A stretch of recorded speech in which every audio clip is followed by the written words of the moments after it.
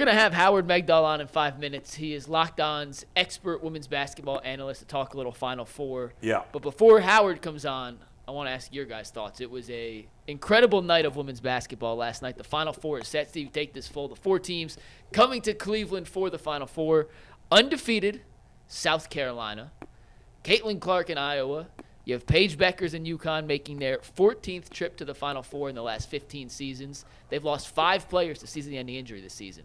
They have 7 girls or women suited up each game, still made a Final Four. Amazing. And you have NC State, who played in a crazy Elite Eight game against Texas, where the three-point line on one end of the court was a different distance from the basket That's on nuts. the other end of the court. An absolute travesty. But this is your Final Four heading to Cleveland. Yeah. The event started this morning. The games are on Friday night, the championship on Sunday afternoon. It's not the perfect, ideal 4 teams you got in there, but you have 3 mega super teams in terms of overall interest in South Carolina, Iowa, and Yukon. NC State a little bit of a wild card, but what were you guys' thoughts? I know you watched the game last night. Well, this is the peak of women's basketball. There's never been a women's sport more popular than women's basketball is right now. Facts. Yes. Yesterday, I was talking to my guys at Bet Rivers, where I do my podcast. It was the most most bets and money they've ever taken. Did you get a number on that? I was actually curious about that. They did, but I don't remember it off the top of my head. They said that the last night's women's game actually beat a handful of NFL games this year. Wow. In terms of betting. LSU, Not Iowa? a lot, but I a assume handful. LSU, yeah, Iowa. the LSU game. Now, it's unfortunate. I think we would all love the LSU Iowa to be the championship game. Oh, yeah. But as Mike mentioned, South Carolina's undefeated. I actually think it was smart to put them in the same bracket. I know a lot of people are upset and want it later on. But you're not assured of a meeting if you do it later on. At least you were almost right. I guess you're never guaranteed of anything in No. NCAA tournament. But you had better odds of at least getting that rematch by putting them in the same That bracket. could have been a Final Four. But how are you sure? What if Iowa or LSU has to go up against South Carolina in a different region? At least by putting them in the same region, you got that rematch that you otherwise may not have had. And Caitlin Clark and Iowa took control of that game in the third quarter. Yeah, they did. It was, I think, a tie game or a 1-point game. Tie game and a half, 45. I have never been this into women's basketball. I don't even care about the men's tournament, honestly. I care way more about this. I'm much more interested in the women's tournament. Although, if UConn plays Purdue on the men's final, that'd probably be a really good game. But even though UConn's been killing everybody, but Purdue's really good also. This is how invested I am. Yeah. I have ADD. It's hard for me to get through long articles, even though I'm a writer. It's hilarious. Yeah. I read an 18,000-word article from Wright Thompson on Caitlin Clark that came was out. incredible, by the way. Did you read the whole thing? I got to read that. I read most of it and saw the incredible story. It was so long. I shouldn't say this. I read it on my drive home from Pittsburgh during the NCAA tournament. Of course you did. And I still had half the article to go when I got home. Oh, my God. It was a 2-hour, but I mean, you can only read so much when you're driving. You a really good driver, man. But I had Someone said really bad driving there, Tom. I had to have something to do on the drive home. What do you expect me to do? Not so I was reading the story. Jason is talented. Reading an article. Why? You got a Tesla? You're like, don't this pull is a good. Russian, this is good. I had the cruise set. By the way, 98. She takes some of the threes she takes. It look like they're from half court. Yeah. She shoots everything with confidence. I don't know that you necessarily want to read all 18,000 words, but Wright Thompson, parts of it were a little flabby. I mean, who am I to criticize Wright Thompson? I think parts of it he could have tightened up a little bit. The story was phenomenal, and it goes through last year, the disappointing loss to LSU, just Caitlin's mentality and how her on-court outbursts and the way that they've tried to dial those back in. And you saw the clip of her father telling her to shut up, get her out of the game the other day. I thought that was hysterical. Like, it was really a concerted effort by Iowa to keep her emotions in check and to learn to trust her teammates. And then to see this come full circle in the game last night, it was just I was into it. I really enjoyed the game last night. I'm not gonna lie to you. When I watched the game, to me personally, Iowa wanted it more. It meant more to Iowa. LSU, it looked like to me, we've been there, we've done it already. You know, we won the national championship, but Iowa was hungry because they didn't get a chance to win it. They got there and they out-hustled them. I thought. For sure they did. Injuries aren't an excuse, but it was a shame to see Angel Reese go down with the She ankle. wasn't the same. Right. She wasn't the same. And they didn't get her the ball. No. She had 16 and 20, and I got no problem with the LSU players. I hate their coach. She rubs me the wrong way. They wrote a lengthy article about her. That she made that so much. Yeah, she came. The story wasn't even that bad. Like another one, I read that story. It wasn't even bad. Like, Kent Babb did a nice job. She's gonna do the shut up. There was nothing in. Like, she's going on and on about how they crossed the line by reaching out to her estranged father, who you wrote about in your book. Yeah. So, like, what are we doing here? So I agree. I won't. Her. I don't like her, but I got no problem with any of the LSU players, and they have some. I mean, that was a lot of talent on that court last night. I wanted. As great as that game was, I watched a lot of the next game, UConn versus USC, because I'm a huge Juju fan, and I wanted to see Juju versus Caitlin Clark because Juju shattered all the freshman records. But Paige Bueckers, man, like she had a game last night where she just completely took over. I mean, she was hitting Trey, she was getting to the cup, hitting fast break layups and stuff like that, and Juju just kept going to the cup trying to get foul calls, and they weren't calling them for her, so they should have adjusted that. But I think overall, it's a great matchup to see UConn versus Iowa. I do think that UConn is a better team than USC would have been. Yeah. You know, we would have been, obviously everybody would have loved to see Juju versus Caitlin, but I think team-wise, UConn is a better team that's suited to go up against Iowa. South Carolina versus NC State, you know, that's a good matchup. South Carolina, as dominant as they've been, they played some close games as well. So NC State could potentially do something there. And it's also nice, I need to point out that UConn and NC State both have men and women's teams in the Final Four, which I think is the first time that's ever happened. There's been two? Yeah, NC State's got that like guy who looks like an offensive lineman. Yes. Everybody's going crazy about it. They're talking about him being in the NFL draft. Yeah, I saw that. Actually. NFL execs. Yeah. He wouldn't be the first college basketball player. I'm about to say it happens a lot. Can somebody explain to me why? What's the Zach Edey? No, what is with the point guard for LSU? What's her name? Haley Van Lith. Why was she defending her? Caitlin? Yeah. Oh, Caitlin? Yeah, why was she defending Caitlin? What do you mean, why was she defending her? She was killing her. She's not big enough to... Did you see the clip of the one shot Caitlin made? And the point guard went, well, what do you want me to do about it? Explain that to me? Wait a minute. Because they switched late, but it was too late. It was too late. They switched it was a everything. bad coaching decision by that was terrible. Kim Mulkey, in my opinion, but frankly, no one's been able to guard Caitlin Right, Clark but- all season. But LSU's got all these great athletes and these big girls. She was killing her. By the way, I saw this. And we have our guest real quick, Bo. So let me actually bring in our women's basketball expert here, Howard Megdal, Locked On Sports. He's driving back from Albany right now. He was at the game last night between Iowa and LSU. And Howard, appreciate you joining us. And let me tell you something. Jason Lloyd, who loves to drive 100 miles an hour, that drive from Albany, where are you going? From Albany to where, Howard? I am dropping off the great Talia Goodman, who writes for me at thenexthoops.com, at the airport and going down to South Jersey near Philly. I'm actually about to pick up White Castle as we speak. We are just on the go. That's a good job. I was because if you're going west, out towards Buffalo, then you could just do 100 miles an hour on 90 because it's a dead straight shot. I haven't had White Castle in forever. I haven't either. I now want White Castle. Harold and Kumar. This is Talia's first time. I am dedicated to getting her some good White Castle. I think that's really important. Are you going to get as important almost as the work itself? Yeah. Are you going to get like 20 sliders? Yeah, we went 10. We were being reasonable about it. But have I done the 20 before? Yeah, I've done the 20 before. Yeah. Well, let me ask you the question I was just asking to Mike. Why did they? Why did LSU wait so long to switch up on Caitlin Clark? Because Van Lith, right? Van Lith? Haley Van Lith. Haley Van Lith. That is correct. She could not defend her at all. I know he's going through. Yes, I mean. Yeah. So it's real easy. No, I'm getting the burgers, but here's the deal. Yeah. This is a combination of questions, right? Yeah. You say, all right, if Haley Van Lith is the one who was guarding Caitlin, that frees up Flau'jae Johnson, who, frankly, Clark herself told me after the game she believed would be her primary defensive assignment, and that gives Flaugé a chance to score, and she did. She scored 23 points on 18 shots.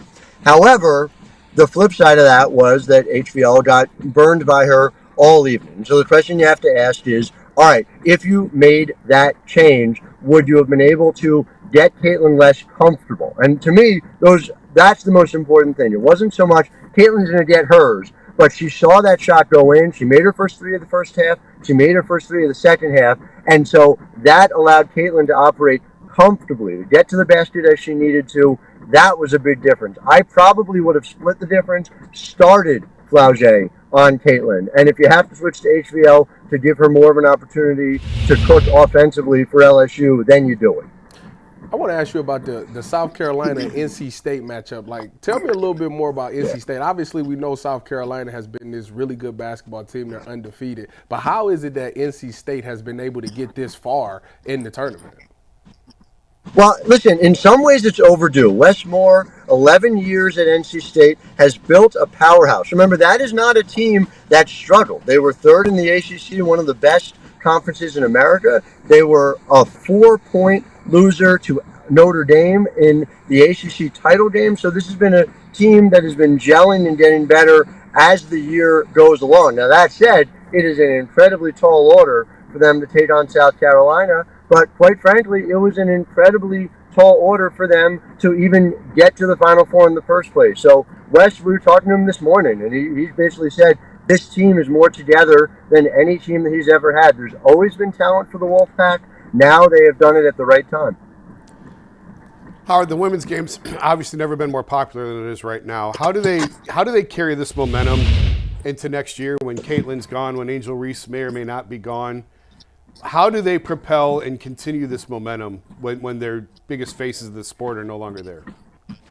Because everything we're doing right now can allow it to continue, because there have always been people who would be capable of carrying women's basketball the way it is now if you have programming, if you have ancillary programming, if you have the ability to watch the game on ABC instead of ESPN or ESPN2. All of these ways in which Caitlin Clark is benefiting from the expanded profile, the literal term March Madness being able to be used by the women's tournament and not just the men's tournament. That's something that only happened 2 years ago. This could have been Sabrina. This could have been Asia Wilson. This could have been Brianna Stewart, who won Most Outstanding Player at the Final Four 4 years in a row, along with 4 national titles. Caitlin Clark has done incredible things, but from this vantage point, I'm not sitting here and saying Caitlin Clark is the only one who could have done this. It is that a media infrastructure has gotten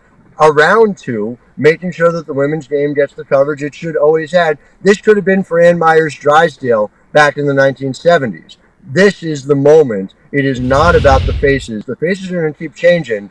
The moment is what is allowing Caitlin Clark and the women's game to be elevated.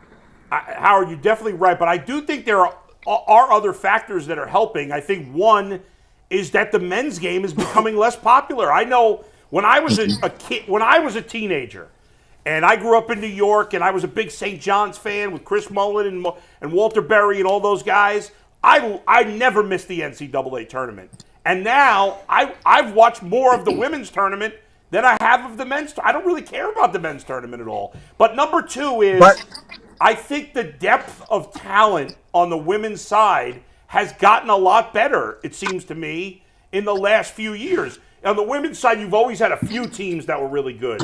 But I think the depth of quality teams has really improved in the last decade. Is that fair to say? I think both of your points are spot on. And yeah, you're talking to somebody who induced himself to get the flu just so I could stay home in 8th grade and watch the Big East tournament. So I know exactly of what you speak.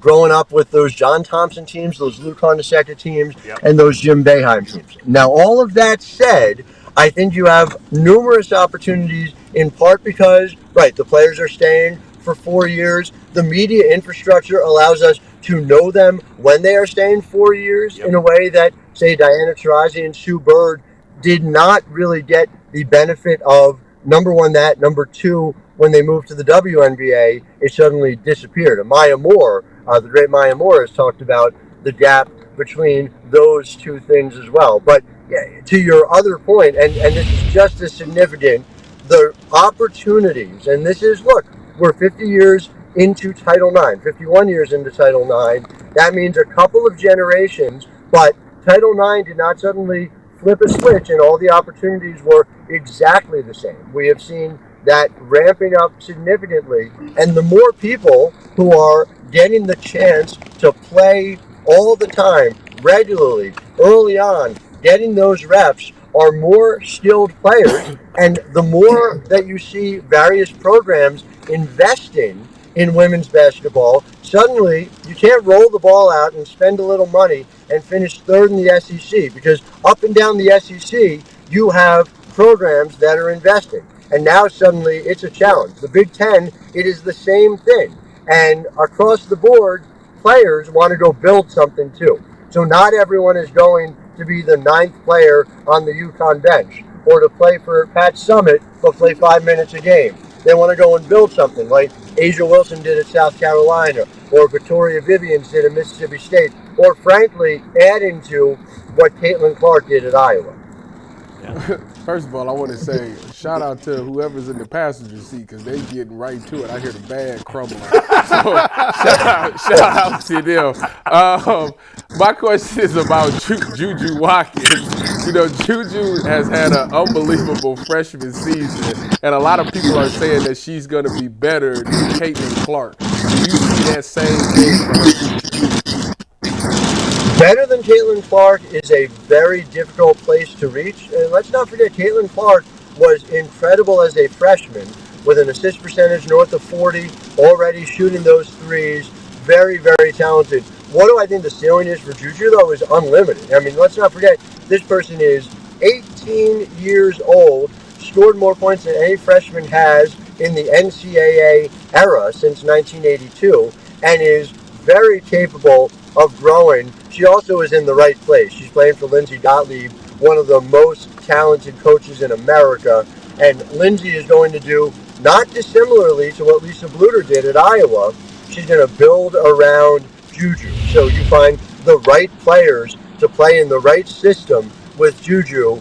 The fact of the matter is, though, if Juju could be one and done, if the rules allowed for that, Juju would be in the conversation for the number 1 overall pick in this draft. I think ultimately Caitlin would be the number 1, but there'd be a lot of teams trying to figure that out. That's how good she is right now. Howard, with the popularity of these women and the marketability of these women now, is now the right time for expansion in the WNBA? And is that even being talked about? Because there's nowhere for these women to go when they leave college. There's very, very few slots in the WNBA. There's 12 teams, 12 on a roster. It's 144 spots here compared to 450 in the NBA. So at what point can they start to grow the WNBA game when they look at all of these women who people want to follow now and people want to see where they go? And it just feels like all these women have to go overseas now if they want to continue playing. Why can't expansion be an option? Is it financial reasons with the WNBA, or is now the opportunity to start opening more markets? Well, so let's talk about it, right? There is an expansion team coming in Golden State. The Golden State Warriors are going to also own a WNBA team in 2025, and so there will be additional roster spots come next year. The league was very, very close to also having an expansion team in Portland. I have some reporting over at thenexthoops.com about how close they came to a 14th team. The bottom line is multiple things. Number 1, the WNBA is about to go from a place where significant numbers of teams already make money, and that is a myth, and it's used to kind of denigrate the league in ways that are not accurate, into a place where everyone's going to make a lot of money, because after the 2025 season, the league is going to have a new media rights deal. We know that the league is currently negotiating, and Kathy Engelbert, to her credit, the commissioner of the WNBA, has talked about the fact that if the NBA is not able to package things in such a way that gives the WNBA media rights deal what it should be, that they're going to go on their own to negotiate that. We are living in a time where NWSL, National Women's Soccer League, just signed a $60 million per year rights deal, and a time where the NCAA Women's Tournament was $65 million per year. So you put all that together and you say, well, the WNBA, which signed their deal almost a decade ago, they're getting about $33 million this year for the entire league rights from ESPN. It's a crazy thing. Many changes. Owning the WNBA team is suddenly going to be more profitable. They should likely go up as a result. There will be a new CBA, assuming we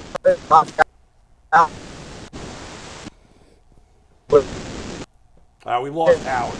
Over our pro mindset. I think Howard's driving through some inclement weather here. So yeah, Howard, we appreciate you. Maybe he can text us I wanted to wrap it up by asking him who he thinks is going to win the women's tournament. If you could text him, Mike, or whatever, maybe he can give us his pick. We got him back for a second. Howard, who do you got winning the tournament before we let you go here? Fortunately, the weather may be affecting the Wi-Fi. I do apologize for that, guys. Short story is, a lot more money is coming to the WNBA, and I expect expansion teams to follow. Good. The league is committed to adding a 14th by 2026. Nice. And who you got winning the tournament, Howard? It is a hard question to answer. I could see any of the four doing it. South Carolina has to be considered the favorite. There is less wrong with Dawn Staley's team than anyone else. That is a team as good defensively as they were last year, but now they shoot 40% from three. And I think, while I would not be surprised again to see any ones winning, I think Dawn Staley in South Carolina is the favorite. And who are they going to beat in the final? Who you got in the Iowa UConn game? Iowa has more weapons than UConn. UConn has dealt with so many injuries. Paige Bueckers is elite. Aaliyah Edwards is going to be a force in the WNBA. But I think bottom line is Iowa is going to be too tough for them. Howard, great stuff, man. Drive safe. Enjoy your White Castle. We'll talk to you next time from land, fellas. I love it. Take care, Howard. Thanks, Howard. Good stuff, man. It's an exciting time for women's basketball. I'm into it. There's a lot more guys into it. Mm-hmm. It's good. Hopefully the game continues to grow.